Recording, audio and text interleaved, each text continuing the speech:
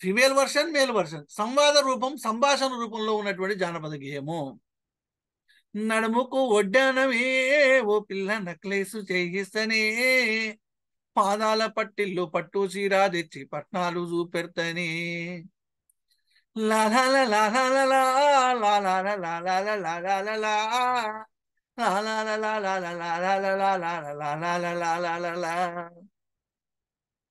సిన్ని సిన్ని దానివే ఓ పిల్ల పచ్చున్న గోసేదానా అని వస్తుంది. ఇది గానయోగ్యం, రిపీటెడ్ గా వస్తుంది. రిపీటెడ్ గానయోగ్యం అంటే పాడడానికి అనుకూలంగా ఉంటుంది. ఓకేనా. తర్వాత ఇంకొక లక్షణం విభిన్న పాఠాంతర సమన్వితం.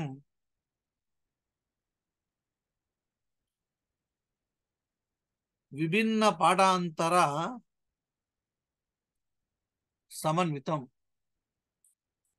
విభిన్న పాఠాంతర సమన్వితం అని అంటే ఏంటంటే, ఇప్పుడు నేను ఒక జానపద గేయాన్ని పాడుతా ఉన్నానండి. పాడుతా ఉన్నాను. చాలాసార్లు పాడుతా ఉన్నాను సందర్భంలో మధ్యలో ఒక పదం మర్చిపోయినా. చిన్ని చిన్ని దానివే ఓ పిల్ల పచ్చొన్న గోసేదానా అని అన్నా. అంటే ఇందులో ఏదైనా ఒక పదం మర్చిపోయాను అనుకోండి. పదము మర్చిపోయినప్పుడు అలాంటి సందర్భంలో ఆ పదాన్ని కూడా మర్చిపోయినటువంటి పదం యొక్క స్థానంలో తన సొంత పదాన్ని తన తెలివితోటి, ఊహాశక్తితోటి, స్వశక్తితోటి ఇంకో పదాన్ని ఆ పదం స్థానంలో ఉచ్చరించి పాడినట్లయితే దానిని ఏమంటారంటే విభిన్న పాఠాంతర సమన్వితం అని అంటారు. అర్థమవుతుందా? ఒక జానపద గాయకుడు, దాన్ని రాసుకుంటే అర్థమవుతుంది. ఒక జానపద గాయకుడు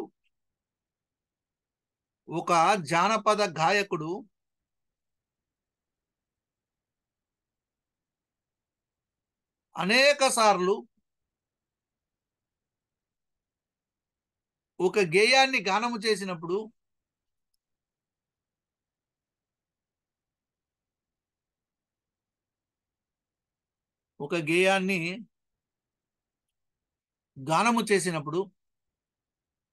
ఒక పదాన్ని గాని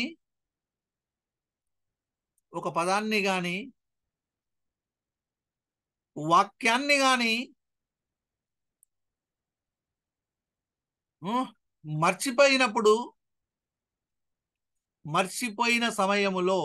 మర్చిపోయిన సమయములో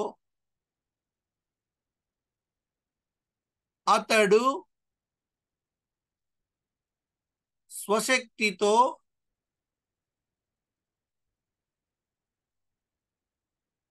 లోపించిన పదాల స్థానములో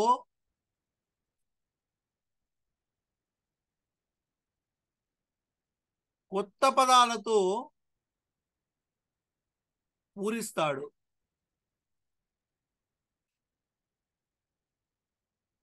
దీనినే విభిన్న పాఠాంతర సమన్వితము అంటారు. విభిన్న పాఠాంతర సమన్వితం అంటారు. ఒక జానపద గాయకుడు అనేక సార్లు ఒక గేయాన్ని గానము చేసినప్పుడు ఒక పదాన్ని గాని వాక్యాన్ని గాని మర్చిపోయిన సమయంలో అతడు స్వశక్తితో లోపించిన పదాల స్థానంలో కొత్త పదాలతో పూరిస్తాడు. దీనినే విభిన్న పాఠాంతర సమన్వితం అని అంటారు. దీని మరి ఇక్కడ జానపద గేయం అనేటువంటిది ఆశురచన అవుతుందా కాదా? ఆశురచన అంటే నోటికి చెప్పేటువంటి రచన కదా. ఏదైనా రాసుకుంటూ చెప్తాడా? కాదు. ఇది అప్పటికప్పుడు ఊహించి సొంత పదాలతో నోటితో పాటలు అల్లడమే ఆశురచన. ఇది ఆశురచన అంటే అప్పటికప్పుడు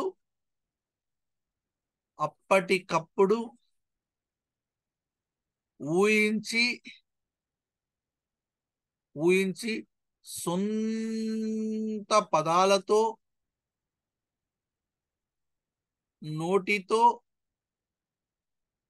నోటితో పాటలు అల్లడము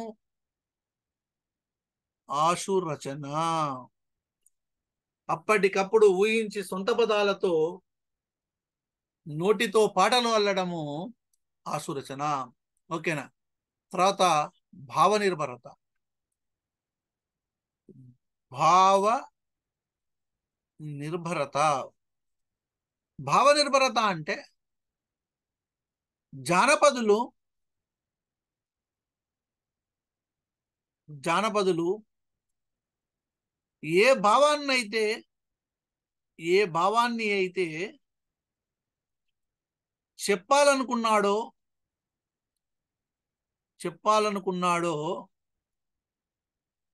వాటిని భయం లేకుండా చెబుతాడు.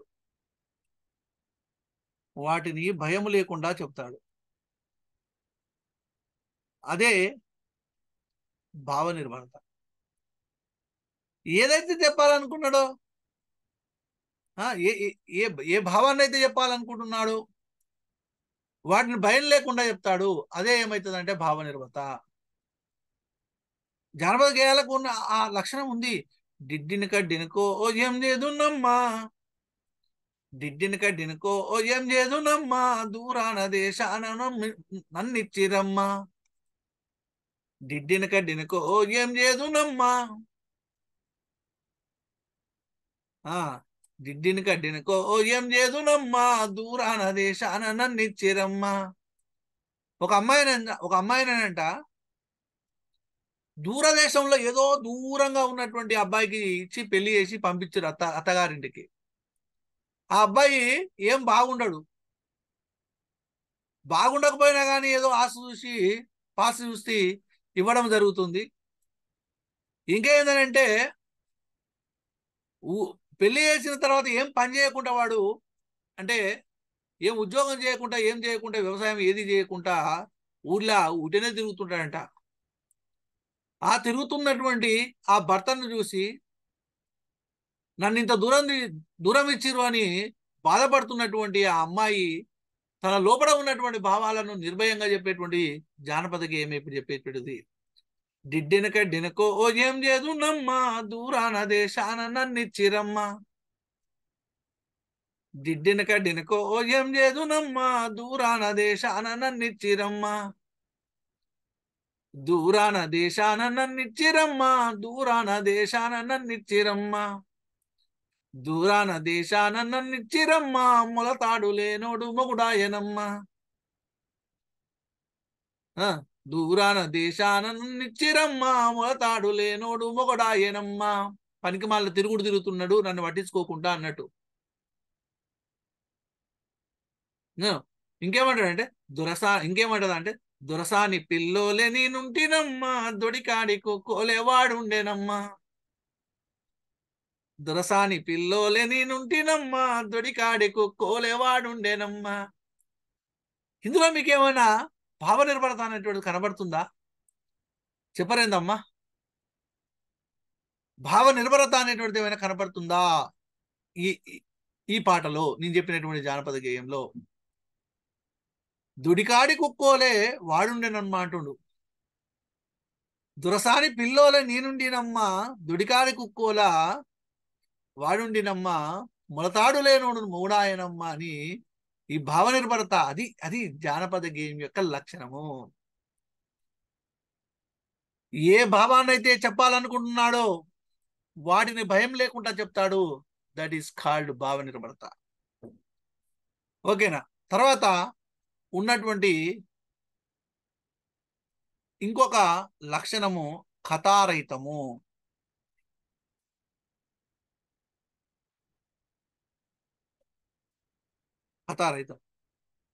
కథారహితం అని అంటే ఈ గేయాలలో కథ ఉండదు అసలు. కథారహితం అని అంటే ఈ గేయాలలో కథ ఉండదు, ఓన్లీ భావమే ఉంటుంది. కథారహితం. తర్వాత పునరావృతం, అది కూడా వస్తుంది. ఎందుకు తొందరపడతారు? పునరావృతం ఇంకో లక్షణము, పునరావృతం.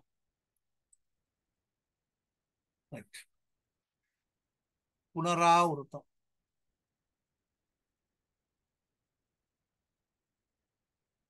పునరావృతం అని అంటే అర్థమైంది రిపీట్. ఇప్పుడు జానపద గేయాలలో పల్లవులు రిపీట్ అవుతా ఉంటాయి. పల్లవులు. ఇప్పుడు ఏదైనా ఒక పాట చెప్పాను అనుకోండి, పాట అది అయిపోయిన తర్వాత పల్లవి అయిపోయిన తర్వాత చరణం వస్తుంది. ఆ చరణం అయిపోయిన తర్వాత మళ్ళీ పల్లవి రిపీట్ అవుతుంది. కర్మభూమిలో పూసిన ఓ పువ్వా విరిసి విరియని ఓ చిరునవ్వా కన్నుల ఆశలు నీరై కారగా కామాందులకే బలి అయిపోయావా పారానింకా ఆరునలేదు తోరణాల కలవాడనలేదు గలగల పారే ఓసెలయేరా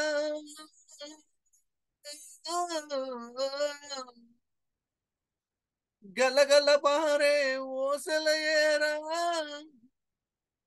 పెళ్లి కూతురుగా ముస్తావయ్యి శ్మశానానికి కాపురమెల్లావా ఓ శ్మశానానికి కాపురమెల్లావా. అదొక అంటే పల్లవి అయిపోయిన తర్వాత చరణం వస్తుంది, మళ్ళీ అయిపోయిన తర్వాత ఇది సినిమా పాటగా సార్. కానీ కర్మభూమిలో పూసిన పువ్వు అనేటువంటి పాటని నేను ఉదాహరణ మాత్రమే తీసుకుని జానపద గేయం కాదు. అంటే జానపద గేయాలలో ఏం పునరావృతం అవుతాయనంటే పల్లవులు మరియు కొన్ని పదాలు పునరావృతం అవుతాయి. పునరావృతం అని అంటే రిపీట్ అవుతాయి. ఇప్పుడు బతుకమ్మ పాటలు తీసుకుందాం. బతుకమ్మ పాటల్లో రిపీట్ అయ్యేటువంటి పదాలు ఏంటివి చెప్తారా ఎవరైనా? బతుకమ్మ పాటల్లో రిపీట్ అయ్యేటువంటి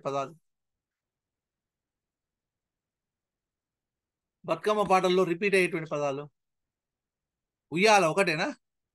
అయ్యో, ఉయ్యాల, ఓకే రైట్, ఉయ్యాల. ఇంకా వలలు, ఇంకా కోల్, ఇంకా సందమామ,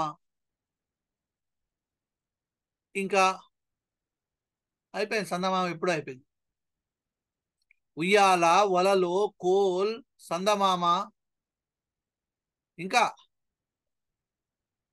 గౌరమ్మ. ఇవన్నీ రిపీట్ అవుతా ఉంటాయి.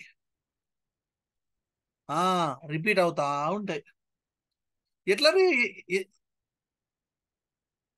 రిపీట్ అవుతాయి అంటే బతుకమ్మ పాటలు మరి జానపద గేయాలేనా? ఎవరన్నా రాసినాయా చెప్పండి? బతుకమ్మ పాటలు అనేటువంటి జానపద గేయాలేనా? Yes or no?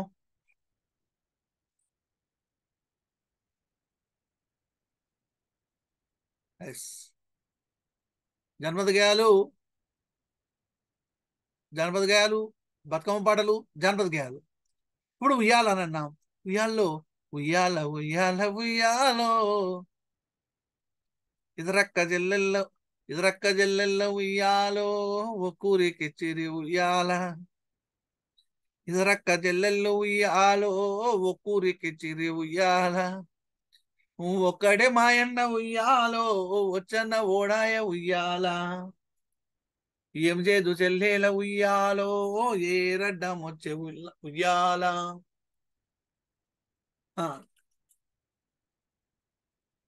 ఇట్లా ఉయ్యాల అనేటువంటి పదం. తర్వాత వలలో, ఊరికి ఉత్తరాన వలలో ఊడల మర్రుంది వలలో. ఇట్లా.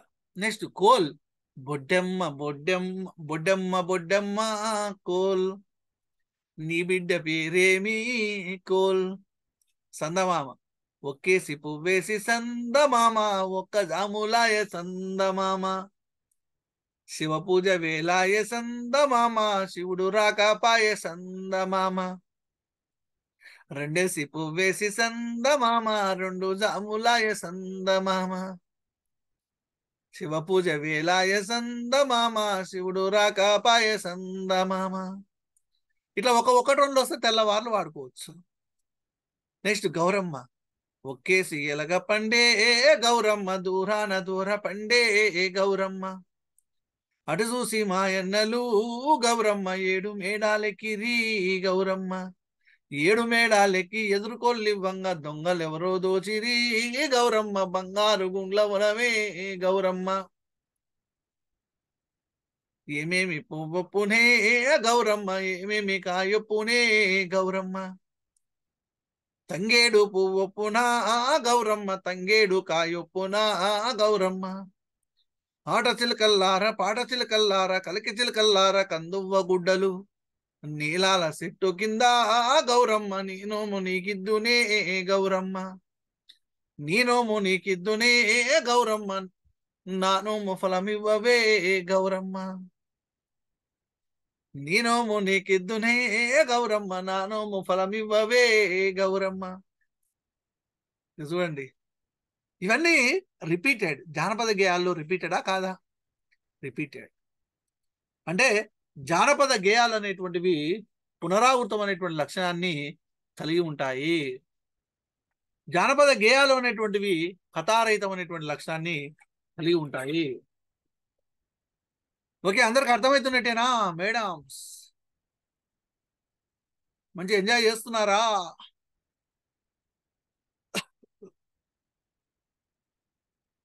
Okay, right.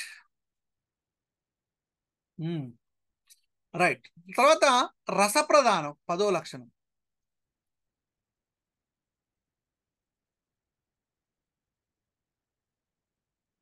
రసప్రధానం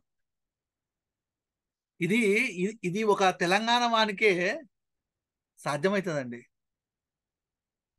ఆంధ్ర వాళ్ళకి సాధ్యం కాదు. జానపద సాహిత్యం చెప్పాలన్నా, కవిత ఉద్యమాలు చెప్పాలన్నా, ఏది చెప్పాలన్నా కానీ తెలంగాణ వానికే సాధ్యమవుతుంది. గుర్తుపెట్టుకోండి. నేను తెలంగాణ వ్యక్తిగా నల్లగొండలో పుట్టినటువంటి వ్యక్తిగా నేను పల్లె సాహిత్యాన్ని పల్లెల్ని తెలంగాణ పల్లెల్ని కల్లారా చూసినటువంటి ఒక వ్యక్తిగా మీకు పాఠం చెప్తున్నాను. సమాజాన్ని చదివాను, సమాజాన్ని చూశాను, సాహిత్యాన్ని చదివాను, ఎంఫిల్ పిహెచ్డీలు చేశాను సాహిత్యం మీద. అందుకే నాకు ఆ పట్టు అనేటువంటిది ఉన్నది. గుర్తుపెట్టుకోండి. గొర్రె కషాయాన్ని నమ్మినట్టుగా చాలా మంది ఏం చేస్తున్నారంటే ప్రాచీన సాహిత్యం మాత్రమే చెప్పేటువంటి ఆంధ్ర వాళ్ళని నమ్మి మోసపోతున్నారు. ఓన్లీ ప్రాచీన సాహిత్యం నన్నయ్య తిక్కన ఒక చదివితే సరిపోతుందా? నన్నయ్య తిక్కన ఎర్రనతో పాటు ప్రాచీన సాహిత్యంతో పాటు ఆధునిక సాహిత్యము, జానపద సాహిత్యము, భాషాశాస్త్రము అన్నిటినీ చదవాలి. ఆ విధంగా చదివినప్పుడే మనకు ఉద్యోగం అనేటువంటిది వస్తుంది. గుర్తుపెట్టుకోండి. ఏదో 4 ముక్కలు ప్రాచీన సాహిత్యంలో నన్నయ్య గురించి, తిక్కన గురించి చెప్పినంత మాత్రాన మనము మోసపోతున్నాము. నిన్న మనము 3వ తరగతి, 4వ తరగతి, 5వ తరగతి చూసుకున్నాం. ఎంత సాహిత్యం ఉంది, ఎంత సంస్కృతి ఉంది, ఎన్ని గొప్ప విషయాలు ఉన్నాయి. మీరందరూ పిహెచ్డీలు చేస్తున్నటువంటి వాళ్ళు ఉన్నారు, ఇందులో పీజీలు అయిపోయినటువంటి వాళ్ళు ఉన్నారు, ఆల్రెడీ పాఠశాలల్లో కళాశాలలో పనిచేస్తున్నటువంటి టీచర్లు ఉన్నారు. ఏదో రకంగా ఒక ఉన్నత స్థానానికి వెళ్ళినటువంటి వాళ్ళు, అదేవిధంగా అనుభవజ్ఞులైనటువంటి వాళ్ళు ఉన్నారు. పుస్తకాలను చదవడము నేర్చుకోండి. పుస్తకాలను చదవడము అలవాటు చేసుకోండి. ఆ విధంగా అలవాటుగా మారినప్పుడు మాత్రమే మనం అనుకున్నటువంటి లక్ష్యం అనేటువంటిది నెరవేరుతుంది. గుర్తుపెట్టుకోండి. ఓకేనా? రైట్. రసప్రధానానికి వద్దాం. రసం అంటే ఏంటి? మామిడి పండ్ల రసమా, నిమ్మకాయ రసమా, యాపిల్ రసమా? రసం అంటే నవరసాలు. మరే జానపద గేయం తీసుకుంటే నవరసాల్లో ఏదో ఒక రసం ఉంటది. నవరసాల్లో ఏదో ఒక రసం. హాస్యం కావచ్చు, హాస్యము కావచ్చు, వీరము కావచ్చు, శృంగారం కావచ్చు, కర్ణరసం కావచ్చు. ఒక్కొక్కసారి జానపద గాయకుడు ఏడిపిస్తాడు, ఏడిపిస్తాడు. ఇంతకుముందు చెప్పాను కదా, ఏడిపిస్తాడు. ఒక్కోసారి నవ్విస్తాడు, ఒక్కోసారి వీర రసాన్ని ప్రదర్శిస్తాడు. వినరా భారత, వినరా భారత వీరకుమార, వినుల విందుఘా అని తందాన తాన. జానపదుడే. తనివి తీరని తీయని గాథ రామరాజు గాథ తందాన తాన అని అంటాడు.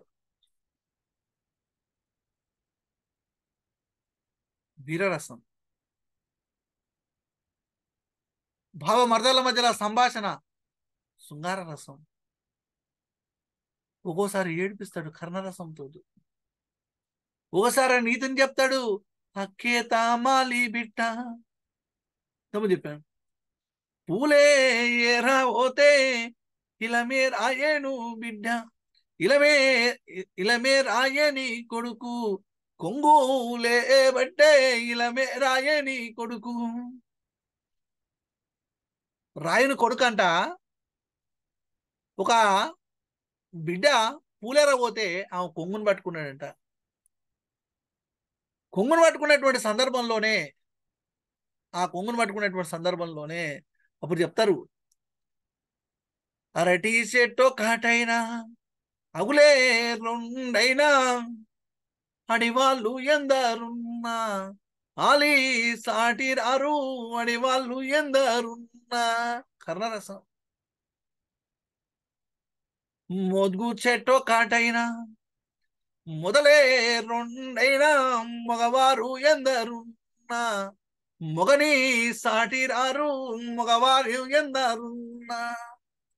మగవాళ్ళు ఎంతమంది ఉంటుంది, మగని సాటి అవుతారా? కారు. తాటి చెట్టు కాటైనా తలలే రెండైనా తన వారు ఎందరున్నా తల్లి సాటి రారు తన వారు ఎందరున్నా. నీకెంతమంది ఉంటుందయ్యా? నీకు ఆపద సాపత వస్తే ఎప్పుడు ఎంబడి వచ్చేది ఎవరు? ఫస్ట్ మీ తల్లే వస్తుంది. అమ్మ నాకు ఇది అయిందని ఫోన్ చేయగానే ఊరికొస్తుంది. ఎడ ఉన్నా కానీ, పొలంలో ఉన్నా కానీ, ఏ పని మీద ఉన్నా కానీ ఫస్ట్ వచ్చి వాలేది ఎవరంటే మీ తల్లి. తల్లి కళ్ళ నుంచి కన్నీరు వస్తుంది బిడ్డకి ఏదైనా దుఃఖం వస్తే. కర్ణరసాన్ని పండిస్తాడు జానపదుడు, వీరరసాన్ని పండిస్తాడు జానపదుడు, శృంగారసాన్ని పండిస్తాడు జానపదుడు, హాస్యరసాన్ని పండిస్తాడు జానపదుడు. అది అది జానపద గేయం యొక్క లక్షణం. అంటే నవరసాలలో ఏదో ఒక రసాన్ని తీసుకొని, ఏదో ఒక రసాన్ని తీసుకొని జానపద గేయం అనే లక్షణము ఉంటుంది. నవరసాలలో ఏదో ఒక రసము,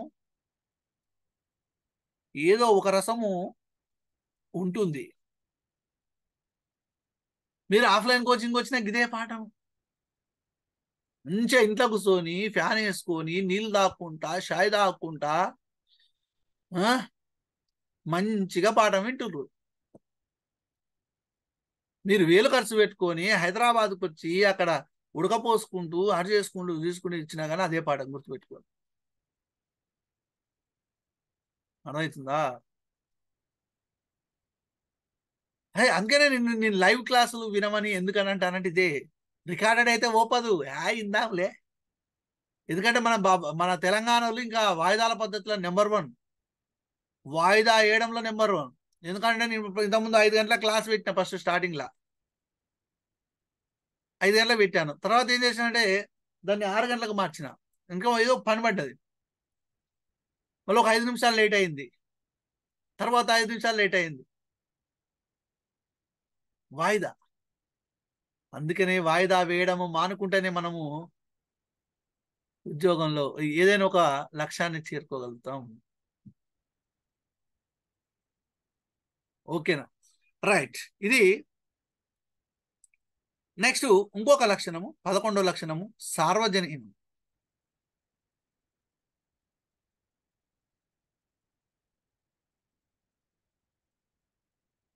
సార్వజనీనం రైట్. సార్వజనీనం అని అంటే సర్వజనుల ఆమోదయోగ్యమా కాదా?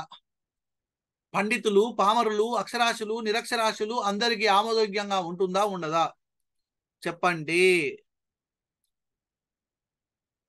సర్వజనులు ఆమోదిస్తారు. సర్వజనులు ఆమోదిస్తారు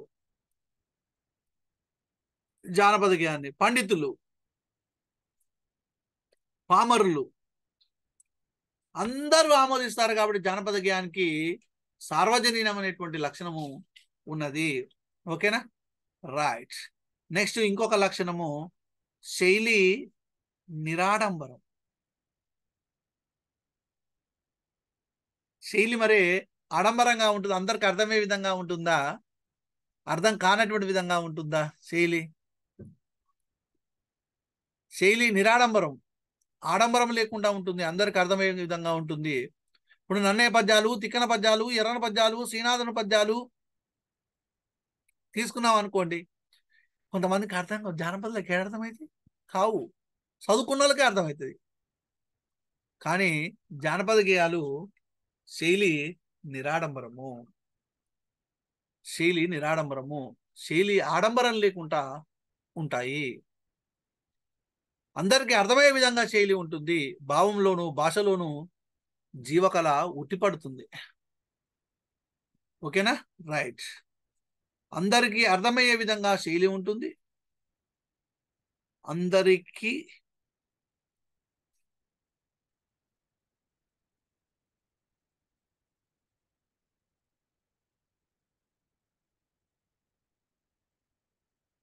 అందరికీ అర్థమయ్యే విధంగా శైలి ఉంటుంది. భావంలోను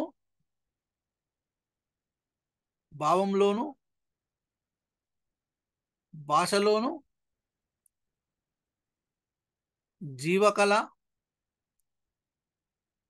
ఉట్టిపడుతుంది.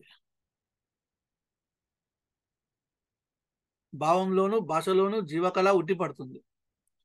మరి ఇప్పుడు జానపద గేయాల్లో ఎక్కువగా కనిపించేటువంటి అలంకారాలు శబ్దాలంకారాలా, అర్థాలంకారాలా చెప్పండి. ఈ గేయాలలో కనిపించే అలంకారాలు, ఈ గేయాలలో ఎక్కువగా కనిపించే అలంకారాలు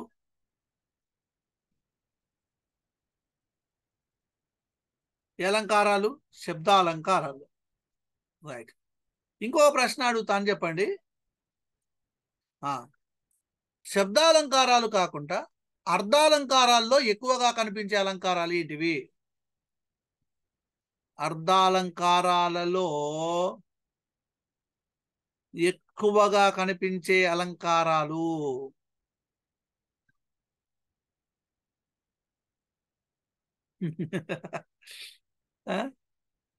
అర్ధాలంకారాల్లో ఎక్కువగా కనిపించేటువంటి అలంకారాలు. ఇప్పుడు నేను ఒకటి చెప్తాను. జానపద గేయాలు గోరంతను కొండంత చేసి చెప్తాయా, ఉన్నది ఉన్నట్టు చెప్తాయా? నాకు ఇది చెప్పండి అంతే. జానపద గేయాలు గోరంతను కొండంత చేసి చెప్తాయా, ఉన్నది ఉన్నట్టు చెప్తాయా?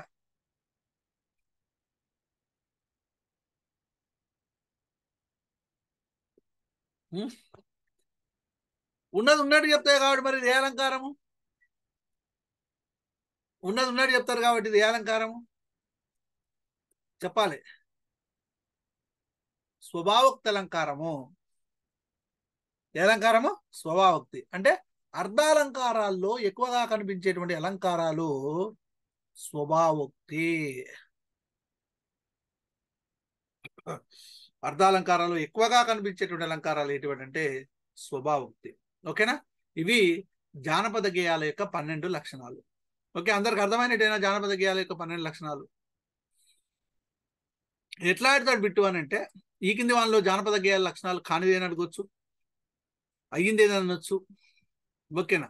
అజ్ఞాత కర్తృత్వము, అవిదిత కాలన్యము, మౌఖిక సంప్రదాయ ప్రసన్నము, గానయోగ్యము, భిన్న పాఠాంతర సమన్వితము, ఆశురచన, భావ నిర్భరత, పునరావృతము, కథారహితము, రసప్రధానము, సార్వజనీనము, శైలి నిరాడంబరత. ఓకేనా? రైట్ అమ్మా. ఇది జానపద గేయం యొక్క లక్షణాలు. ఓకేనా? రైట్.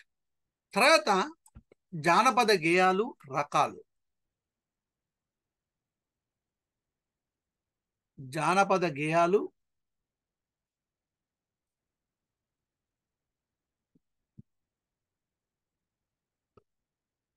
రకాలు. జానపద గేయాలు రకాలలో మొదటిది పౌరాణిక గేయాలు. పౌరాణిక గేయాలు. రెండు చారిత్రాత్మక గేయాలు. చారిత్రాత్మక గేయాలు. మూడు పారమార్థిక గేయాలు. నాలుగు స్త్రీల గేయాలు.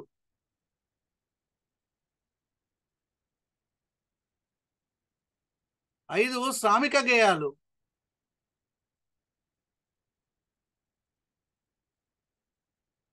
ఆరు బాలల గేయాలు.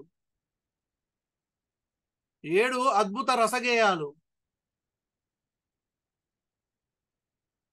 ఎనిమిది శృంగార రసగేయాలు.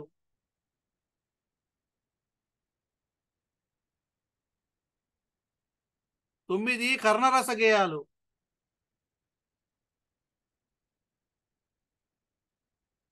10 హాస్యరస గేయాలు. హాస్యరస గేయాలు. 11 పెళ్లి గేయాలు, పెళ్లి పాటలు. 12 వేడుక పాటలు.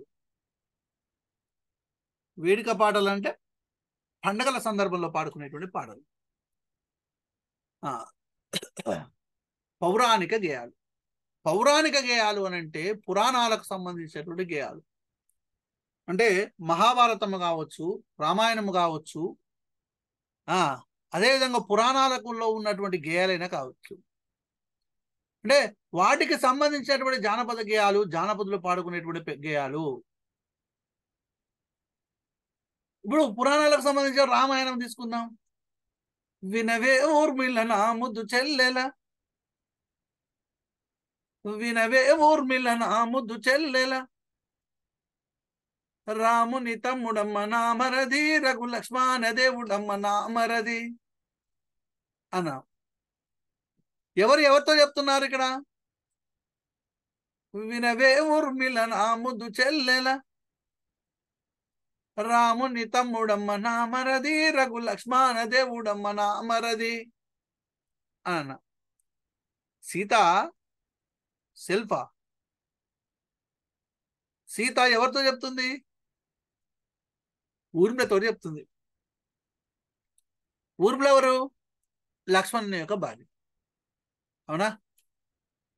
మరి ఇది జానపద గేయమా కాదా? Yes or no?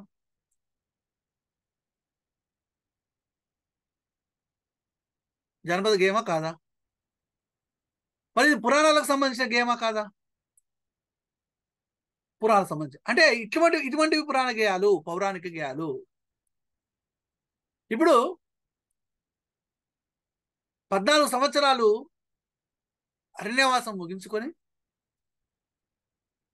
లక్ష్మణుడు సరాసరిగా తన భార్య ఊరిలో ఉన్నటువంటి అంతఃపురంలోకి వెళ్తాడు. అంతఃపురంలోకి వెళ్ళి అంటే ఆమె నిద్రమత్తులో ఉంటుంది. నిద్రమత్తులో ఉంటుందండి. 14 సంవత్సరాలు నిద్రపోతూనే ఉంటుంది ఊర్మిళ. ఎందుకు నిద్రపోతుంటుంది అని అంటే, జాగ్రత్తగానండి, ఎందుకు నిద్రపోతుంది అంటే, రాముడు, లక్ష్మణుడు, సీత ముగ్గురు, రాముడు, లక్ష్మణుడు, సీత ముగ్గురు దశరథ మహారాజు యొక్క కోరిక మేరకు, జాగ్రత్త వినాలి, దశరథ మహారాజు యొక్క కోరిక మేరకు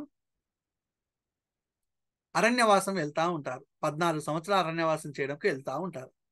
వెళ్తున్నటువంటి క్రమంలో లక్ష్మణునికి బాగా ఆవలింతలు వస్తాయి. ఆవలిస్తుంటాడు, నిద్ర వస్తుంటది. ఈ నిద్ర వస్తున్నటువంటి సందర్భంలో ఏం చేయాలనో తోయక ఎమ్మటే నిద్రదేవతకు నమస్కారం చేసి, ఓ నిద్రదేవత, పవిత్రమైనటువంటి కార్యమైనటువంటి మా అన్న వదినలను బట్టి నేను అరణ్యవాసము వెళ్తున్నాను, కాబట్టి నా నుంచి నువ్వు వెళ్ళిపోవో నిద్రదేవత అని వేడుకుంటాడు. వేడుకుంటూ చివరిగా ఒక మాట అంటాడు. ఏమంటాడంటే, నువ్వు కావాలనుకుంటే నా భార్య ఊరివిలా ఇంటి దగ్గర ఖాళీగానే ఉంటుంది, పోయి ఆమెను పట్టుకోపో అని అంటాడు. ఒక్క నిమిషం. ఓకే, పట్టుకోపో అని అంటాడు. అనగానే నిద్రదేవత లక్ష్మణ్ చెప్పిన ఓకే ఓకే అని పోయి ఊర్మిళ మేడం పట్టేస్తుంది. ఇక పట్టగానే ఇంకా ఆమె నిద్రపోతుంది. ఎన్ని సంవత్సరాలు నిద్రపోతుంది అంటే 14 సంవత్సరాలు నిద్రపోతుంది. ఇక 14 సంవత్సరాలు నిద్రపోతూనే ఉంటది. 14 సంవత్సరాల అరణ్యవాసం ముగించుకొని సరాసరిన లక్ష్మణుడు తన భార్య ఉన్నటువంటి ఊర్మిళ ఉన్నటువంటి అంతఃపురంలోకి వెళ్తాడు. వెళ్ళగానే నిద్రమత్తులో ఉన్నటువంటి ఊర్మిళాదేవి లక్ష్మణ్ణి గుర్తుపట్టదు. అప్పుడు అంటది, అయ్యా మీరెవ్వరయ్యా, మీరింత అగడంబులకొస్తిరి, మా తండ్రి జనక రాజు వింటే మేము ఆజ్ఞ చేయక మానడు, మా అక్క మరిది విన్నా నిన్నిప్పుడు బతకనివ్వడు జగతిలో. అదే శ్రీరామ భూపాలుడు పట్టాభిషిక్తుడై కొలువుండగా, భరత క్షేత్రజ్ఞులప్పుడు సౌమిత్రి వరస సేవలు చేయగా. అది రామాయణానికి సంబంధించిందా కాదా? ఇది ఎవరు రాశారు? ఎవరు రాయాలే? అది జనశ్రుతిలో ఉన్నటువంటి ఒక పాట. అయ్యా మీరెవరయ్యా, మీరింత ఆగడంబులకొస్తిరి, మా తండ్రి జనకరాజు వింటే నేను ఆజ్ఞ చేయక మానడు, మా అక్క మరిది లక్ష్మణుడు ఒకవేళ చూసిండనుకో నేను చంపేస్తాడు అని వార్నింగ్ ఇచ్చేటువంటి పాట, జానపద గేయం. ఇది పురాణాలకు సంబంధించింది కాబట్టి పౌరాణిక గేయం. పురాణాలకు సంబంధించింది కాబట్టి పౌరాణిక గేయం. ఓకేనా? ఇట్లా అనేకమైనటువంటి పాటలు ఉంటాయి, పౌరాణిక గేయాలు. ఓకేనా? రైట్. నెక్స్ట్ చరిత్రకు సంబంధించినటువంటి గేయాలు, చరిత్రను వివరించేటువంటి గేయాలు.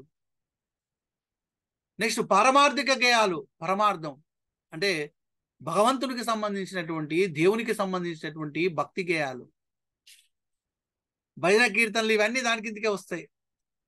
స్త్రీల గేయాలు, కేవలము స్త్రీలు మాత్రమే పాడుకునేటువంటి గేయాలు, స్త్రీల నోళ్ళల్లో నానేటువంటి పాటలు స్త్రీల గేయాలు.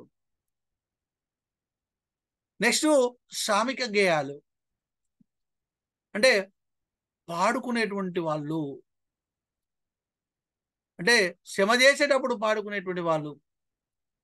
ఇప్పుడు వెనకటికి మూట కొట్టేటువంటి వాళ్ళు, మూట కొట్టడం తెలుసుగా, బావి నుంచి పశువుల సహాయంతో నీటిని తోడడం. మూట కొట్టేటప్పుడు పాట పాడుకుంటారు. ఏటికేతము బట్టి 1000 పుట్లు వండించి ఎన్నడూ మెతుకెరగరన్నా, మీరు గంజిలో మెతుకెరగరన్నా. ఏటికేతము బట్టి 1000 పుట్లు వండించి ఎన్నడూ మెతుకెరగరన్నా, మీరు గంజిలో మెతుకెరగరన్నా. కాల్జేయి గడుకోని కట మీద కూసుంటే కాకి తన్ని పాయరన్నా, కాకి పిల్లదన్ని పాయరన్నా. ఏటికేతము బట్టి 1000 పుట్లు వండించి ఎన్నడూ మెతుకెరగరన్నా అను. ఇవి శ్రామిక గేయాలు. పారమార్థిక గేయాలంటే భగవంతునికి సంబంధించిన గేయాలమ్మా, పరమాత్మకు సంబంధించిన గేయాలు. రండి పుణ్యాత్ములారా, శ్రీరంగ నిభజనకు రండి ధర్మాత్ములారా, పొద్దున్న లేచి అంతాట పరిశుద్ధిగా స్నానంబు చేసి రామం భజే రఘు రామం భజే మన రాముడు వస్తున్నాడు రామం భజే. పరమార్థిక గేయమే. గణ గణ ఓ గణనాద నీవు గౌరీ కుమారుడవు గణనాద. గణ గణ ఓ గణనాద నీవు గౌరీ కుమారుడవు గణనాద. కోమట్లు నిన్ను గొల్వ గణనాద నిన్ను కోటి దేవుడందురయ్య గణనాద. పద్మశాలి నిన్ను గొల్వ గణనాద నిన్ను పద్మదేవుడందురయ్య గణనాద. ఇవి పారమార్థిక గేయాలు, శీల గేయాలు, బాలలు వాడుకునేటువంటి గేయాలు, అద్భుత రసాన్ని కురిపించేటువంటి గేయాలు, శృంగార రస గేయాలు, శృంగార రస గేయాలు, కర్ణరస గేయాలు, ఏడిపించేటువంటి గేయాలు, హాస్యరస గేయాలు, పెళ్లి పాటలు. పెళ్లి పాటలే ఉంటాయి. సీతారాముల కళ్యాణము చూదమురాడండి. అవి పాటలు సినిమా పాటలే. పెళ్లి సందర్భంలో అనేకమైనటువంటి పాటలు వస్తాయండి. అప్పగింతల పాటలు తెలుసా మీకు? ఇవి అప్పగింతలు ఎందుకు చేస్తారు చెప్పండి. అప్పగింతలు ఎందుకు చేస్తారు? పని లేకనా? అయ్యో, అప్పగింతలు ఎందుకు చేస్తారు అంటే అప్పగిస్తారు, అత్తవారింటికి అప్పగించడం అనమాట. అదే అప్పగింతలు. అప్పగింతేటప్పుడు ఆ పెళ్లి పిల్లకు, ఆ పెళ్లి కూతురుకు కొన్ని బుద్ధులు చెప్తారు. ఏమని బుద్ధులు చెప్తారనంటే, అత్తమామల ముందర ఎత్తుల మీద కూసోవద్దు. నీ భర్త యొక్క అన్నలు ఎదురుగా వస్తే వాళ్ళకు దూరంగా ఉండాలి. కానీ ఇప్పటి వాళ్ళు ఏం చేస్తారు? తాక్కుంటూనే పోతారు. బావలకు ఎదురుగా వెళ్ళొద్దు, అత్తమామల ముందు ఎత్తుల మీద కూర్చోవద్దు, అత్తమామలకు సేవ చేసుకుండాలి, మర్దులను గౌరవించాలి, తల్లిగారింటికి మంచిగా పేరు వచ్చేటట్టుగా చేయాలి, తల్లిగారింటికి మచ్చ ఇచ్చే విధంగా చేయొద్దు అని అందరి మీద కూసబెట్టి అప్పగించడం జరుగుతుంది. మాయమ్మ లక్ష్మీదేవి పోయి రావమ్మ, మాయమ్మ లక్ష్మీదేవి పోయి రావమ్మ, పోయిరా మాయమ్మ పోయి రావమ్మ, పోయి మీ అత్తింట్ల బుద్ధి కలిగుండు. పోయిరా మాయమ్మ పోయి రావమ్మ, పోయి మీ అత్తింట్ల బుద్ధి కలిగుండు. మాయమ్మ లక్ష్మీదేవి పోయి రావమ్మ. ఇది ఇది పెళ్లి పాటలు. తలుపుకాడి పాటలు ఉంటాయి. తలుపుకాడి పాటలు ఏంటి?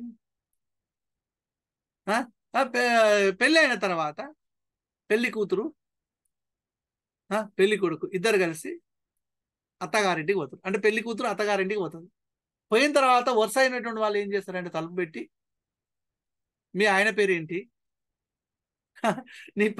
మీ ఆయన పేరు ఏంది, నీది ఏ వంశం, మీ ఇంటి పేరేంది, ఎవరింటికి వచ్చినావు, అవన్నీ అడుగుతా ఉంటారు. అటువైపు ఇటువైపు ఉండి పాటలు పాడుతూ ఉంటారు. తలుపుకాడి పాటలు అని అంటారు.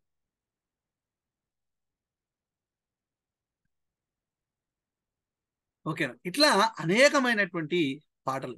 నెక్స్ట్ వేడుక పాటలు. వేడుక అంటే ఏంటంటే పండుగ. పండుగకు సంబంధించినటువంటి పాటలు. బతుకమ్మ పండుగ ఉంది, బతుకమ్మ పండుగ సందర్భంలో అనేకమైనటువంటి పాటలు. బోనాల పండుగ ఉంటుంది, బోనాల పండుగ సంబంధించినటువంటి పాటలు. ఒక్క నిమిషం లైన్లో ఉండండి.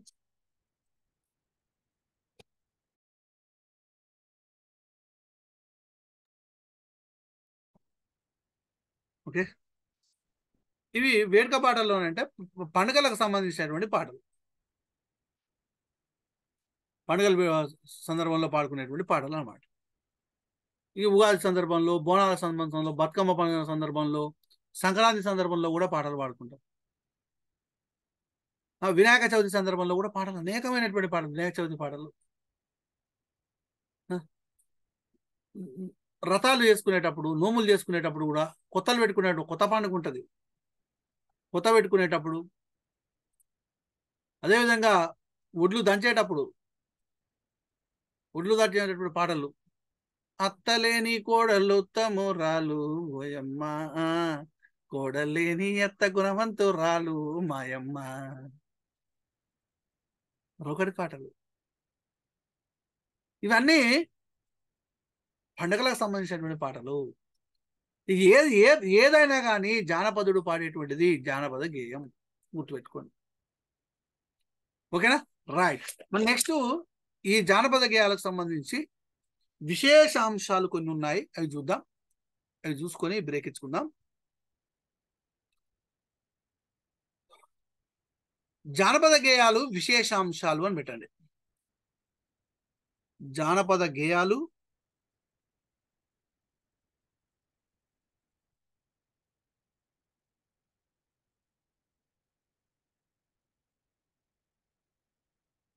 విశేషాంశాలు. మరి కాముని పాటలు, కాముని పాటలు, కాముని పాటలు, జాజిరి పాటలు, జాజిరి పాటలు జానపద గేయాలే కావా? అదేవిధంగా బతుకమ్మ పాటలు కూడా జానపద గేయాలే. ఆల్ బతుకమ్మ పాటలు, కాముని పాటలు, జాజిరి పాటలు, బతుకమ్మ పాటలు జానపద గేయాలే. మరి శ్రీనాథుడు భీమఖండంలో, శ్రీనాథుడు భీమఖండంలో జాజిరి పాటలను పేర్కొన్నాడు. శ్రీనాథుడు భీమఖండంలో జాజిరి పాటలను పేర్కొన్నాడు.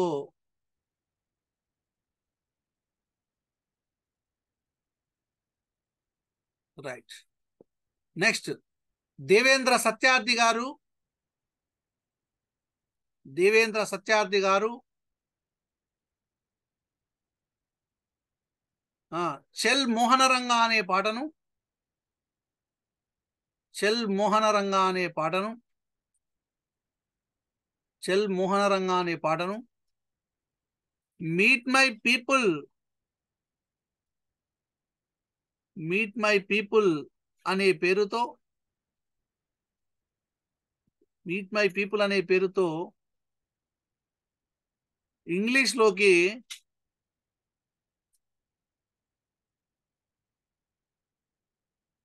అనువదించాడు. దేవేంద్ర సత్యార్థి గారు చెల్ మోహనరంగా అనేటువంటి పాటను మీట్ మై పీపుల్ అనేటువంటి పేరుతోటి ఇంగ్లీష్లోకి అనువదించాడు. ఓకేనా, ఇది చాలా చాలా చాలా చాలా ఇంపార్టెంట్ అమ్మ బిట్టు. చెల్ మోహనరంగా అనేటువంటి పాటను ఇంగ్లీష్లోకి అనువదించింది ఎవరు అనంటే దేవేంద్ర సత్యార్థి. ఏ పేరుతో అనువదించాడంటే మీట్ మై పీపుల్ అనేటువంటి పేరుతోటి అనువదించాడు. తర్వాత నాచన సోముడు, నాచన సోముడు, వసంత విలాసము, వసంత విలాసం అనే గ్రంథములో, నాచన సోముడు వసంత విలాసం అనే గ్రంథంలో జాజిరి పాటలను పేర్కొన్నాడు. జాజిరి జాజిరి జాజిరి జాజిరి, అటకొండె తడిగుండు, రింగ్ రింగ్ బిల్ల రూపాయి దండ, దండ కాదురా దామర మొగ్గ. ఎక్సలెంట్ పాటలు. నెక్స్ట్ కోలాట పాటలు. కోలాట పాటలన్నీ దాదాపుగా వలపు పాటలే. కోలాట పాటలన్నీ దాదాపుగా వలపు పాటలే. ఈ పాటలను శృంగార గేయ పాఠాలు అని అంటారు, శృంగార గేయాలు అంటారు.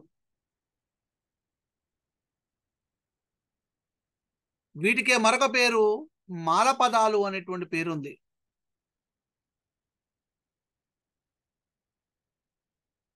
ఓకేనా. నెక్స్ట్ రోకటి పాటలు. రోకటి పాటలలో ఉన్నటువంటి ఛందస్సు ఏమిటి అంటే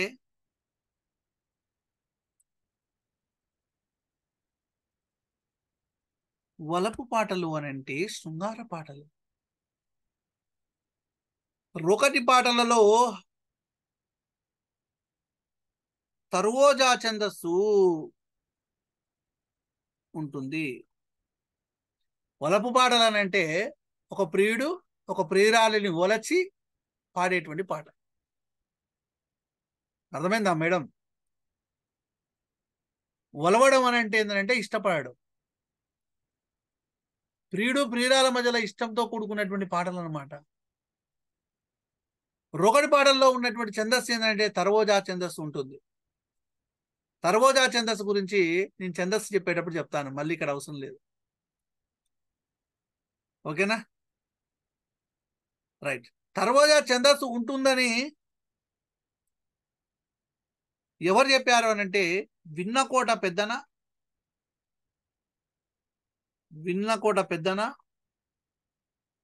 కావ్యాలంకార చూడామణిలో చెప్పాడు. కావ్యాలంకార చూడామణిలో చెప్పాడు. రోకడి పాటలలో తర్వోజా ఛందస్సు ఉంటుందని విన్నకోట పెద్దన కావ్యాలంకార చూడామణిలో చెప్పడం జరిగింది. విసురాతి పాటలను రాయలసీమలో తిరుగలు పాటలు అని అంటారు. విసురాతి పాటలను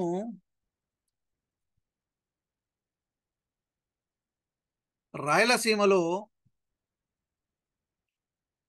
తిరుగలి పాటలు అంటారు. విసురాతి పాటలను రాయలసీమలో తిరుగలి పాటలు అని అంటారు.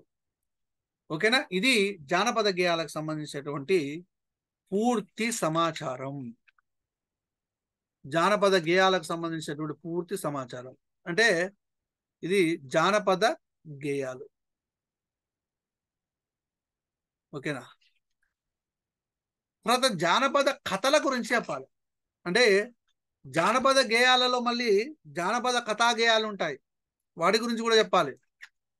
జానపద కథా గేయాలు అయిపోయిన తర్వాత జానపద కథల గురించి చెప్తాను.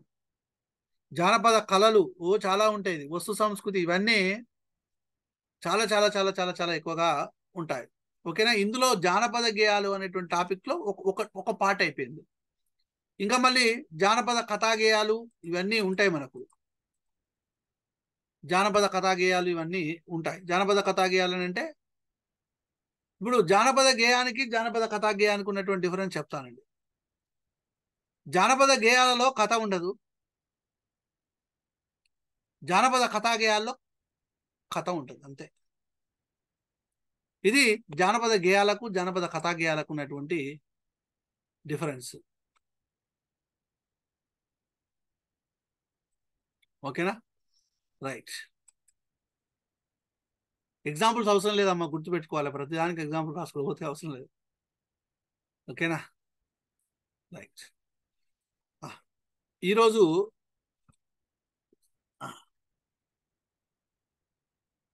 చాలండి ఇక, ఎందుకంటే ఉదయం అప్పటి నుంచి పాటలు పాడి నాకు గొంతంతం వస్తుంది.